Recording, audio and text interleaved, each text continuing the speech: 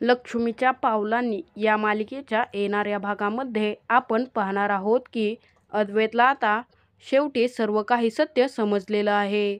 म्हणजे कलाला येण्यासाठी का उशीर झाला हे अद्वैतला समजलेलं असतं आणि कलाचे आई वडील काम करत असताना ते पाहून कलाला काय वाटलं असेल याचा विचार अद्वैत करत असतो. आणि अद्वैत खूप मोठा निर्णय घेणार असतो. तर आता सर्वजण कलाची वाट पाहत असतात आणि तेव्हाच कला तिथे तिची बॅग घेऊन येते. तेव्हा सरोज अद्वैतला म्हणते की अद्वैत या महाराणीला विचार की कुठे गेली होतीस म्हणून. तेव्हा अद्वैत म्हणतो कुठे गेली होतीस कला, तुला यायला एवढा उशीर का झाला, तुला कोणाला तरी सांगून जाता येत नाही का. तिथे कला अद्वैतच्या कोणत्याही प्रश्नाचं उत्तर न देता तिच्या रूममध्ये येते.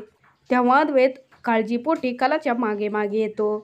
तिथे कला अद्वैतला घडलेला सर्व प्रसंग सांगायला लागते. तेव्हा तिथे अद्वैत रागाच्या भरात बोलून जातो की कला, तुझ्या आईवडिलांनी केलेल्या चुकांची शिक्षा त्यांना भेटत आहे. तेव्हा कला म्हणते त्यांनी केलेल्या चुकांची शिक्षा त्यांना मिळत आहे, परंतु मुलगी म्हणून मला वाईट वाटतंय ना, आणि मला वाईट वाटणं साहजिकच आहे ना. तेव्हा अद्वैत विचार करतो आता कलाच्या बाजूने विचार करणं खूप महत्त्वाचं आहे. कला आधी जगदंबा भांडार चालवत होती आणि ती स्वतःच तिचा घर खर्च भागवत होती आणि आता तिच्या हातामध्ये काही नाहीये. ती या घरासाठी खूप राबते. मलाच काहीतरी करावं लागेल असं अद्वैत स्वतःशीच म्हणतो. अद्वैत आता कलाला पैसे देण्याचं ठरवतो, परंतु अद्वैत थोडा विचार करतो.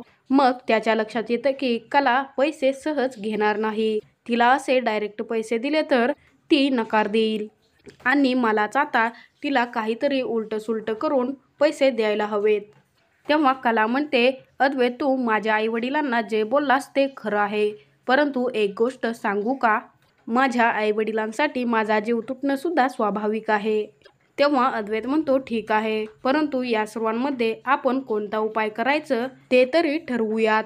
नुसतं हात धरून बसणं योग्य नाहीये.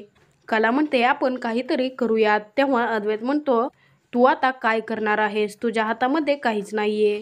तू आधी जगदंबा भांडार चालवून काहीतरी करू शकली असतीस, आता मीच काहीतरी करतो. अद्वैतला सुद्धा खरे कुटुंबियांची आणि कलाची काळजी आहे हे कलाला समजतं आणि कलाचे डोळे भरून येतात. तेव्हा कला म्हणते अद्वैत, तू मला एका गोष्टीची परवानगी दे, ती म्हणजे मला जगदंबा भांडार चालू करू दे. तेव्हा अद्वैत म्हणतो नको कला, तू जर आता जगदंबा भांडार चालू केलं तर तुझी ते कर्ज फेडण्या इतकी कमाई होणार नाही. त्यासाठी माझ्याजवळ एक उपाय आहे. तेव्हा कला म्हणते कोणता उपाय अद्वैत. अद्वैत म्हणतो तू फक्त बघत राहा. त्यानंतर अद्वैत आबांकडे येतो आणि आबांना म्हणतो की आबा, मला तुमच्याशी एक महत्त्वाचं बोलायचं आहे. आणि अद्वैत आबांना म्हणतो आबा, आता कला ज्या कामासाठी गेली होती तेव्हाच तिला तिचे बाबा उन्हातानाचे काम करताना दिसले, म्हणूनच कलाला उशीर झाला आणि ती खूप दुःखी सुद्धा होती आणि खरे कुटुंबीय त्यांचं कर्ज फेडण्यासाठीच एवढ्या उन्हातानाचे असं मोलमजुरी करत आहेत. हे ऐकल्यावरती आबा म्हणतात मग अद्वैत, तुला त्यांची काही मदत करावी असं वाटलं नाही का. तेव्हा अद्वैत म्हणतो आबा, मला मदत करावी असं खूप वाटतंय, परंतु कला खूप स्वाभिमानी आहे. तेव्हा आबा म्हणतात आपण एक युक्ती करूयात, आपण आता कलाला पैसे कर्जाऊ दिले तर. तेव्हा अद्वैत म्हणतो आबा, मला नाही वाटत कला आपले पैसे कर्जाने घेईल. तेव्हा आबा म्हणतात अद्वैत, तू माझं ऐक आणि तू सर्व चौकशी कर, म्हणजे खरे कुटुंबियांनी कर्ज कोणाकडून घेतले आहे आणि तू ते कर्ज तुझ्या डोक्यावरती घे. आणि जर कला स्वाभिमानासाठी तुला काही बोलली व पैसे फेडण्यासाठी नकार दिला तर तू कलाला सांग की तू ते पैसे मला हळूहळू दे, आणि असं केल्याने सर्व सुरळीत होईल आणि त्यांचं कर्ज फेडण्याऐवजी तुझं कर्ज फेडलं तर कलाला खूप मोठा फायदा होईल. म्हणजे तू त्या माणसांना सर्व पैसे एकदम देऊन टाक आणि कलाकडून तू ते पैसे हळूहळू घे. मला कलावरती पूर्ण विश्वास आहे, ती तुझ्याकडून पैसे घेणारच नाही. कला खूप स्वाभिमानी आहे.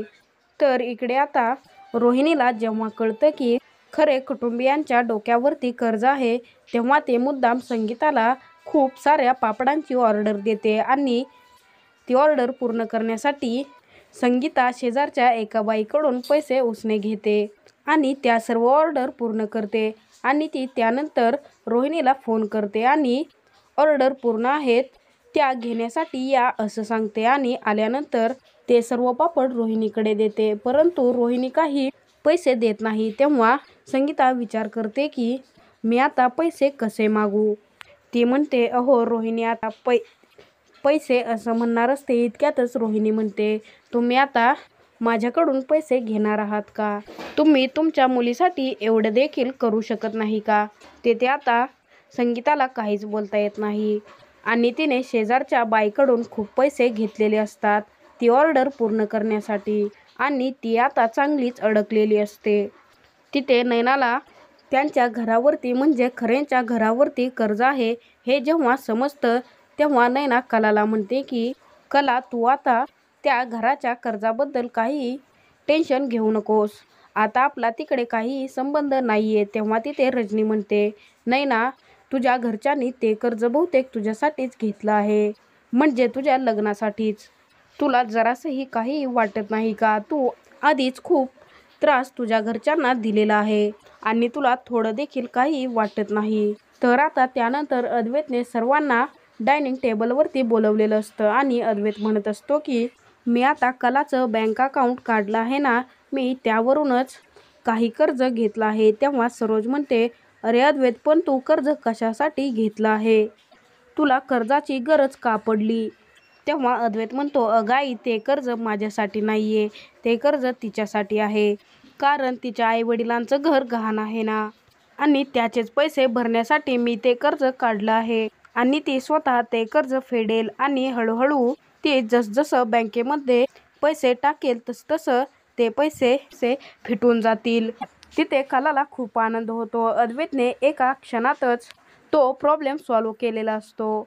कला अद्वैतचं प्रेम पाहून अद्वैतकडे पाहतच राहते आणि ती कोणतीही आर्ग्युमेंट न करता अद्वैतला थँक्स म्हणते आणि कला अद्वैतकडून कर्ज घेण्यासाठी तयार होते. परंतु सरोजला हे काही आवडत नाही.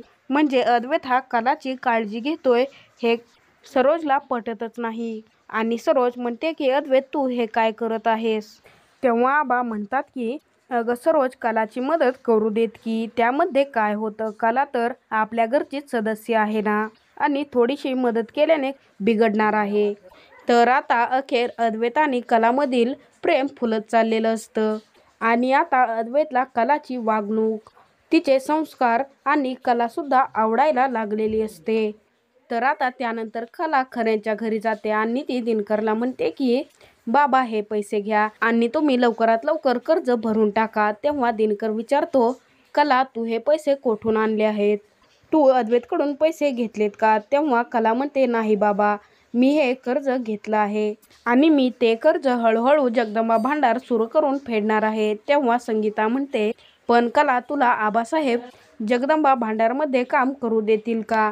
तर इकडे अद्वैत त्यांच्या माणसांना फोन करून खरे कुटुंबियांचे मिसळपावचे दुकान आणि जगदंबा भांडार इथे गिराईक पाठवण्यासाठी सांगतो आणि ते चालू करण्यासाठी देखील.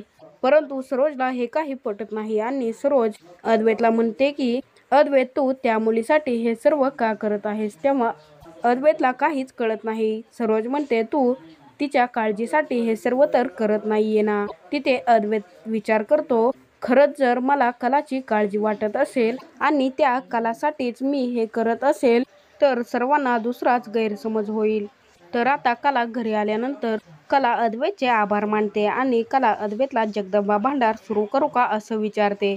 अद्वैत कलाला होकार देतो आणि याच नंतर कला अद्वैत यांच्यातील प्रेम वाढत चाललेलं असतं आणि कलाच्या मनात अद्वैतबद्दल एक चांगली जागा निर्माण झालेली असते आणि आता त्या दोघांना एकमेकांमध्ये हळूहळू प्रेमाची जाणीव होते. तर आता जगदंबा भांडार सुरू केल्यानंतर कला अद्वैतच्या नात्यामध्ये एक पॉझिटिव्ह वळण येणार असतं. तर आता ते कसं येणार हे पाहण्यासाठी चॅनलला आत्ताच सबस्क्राईब करा.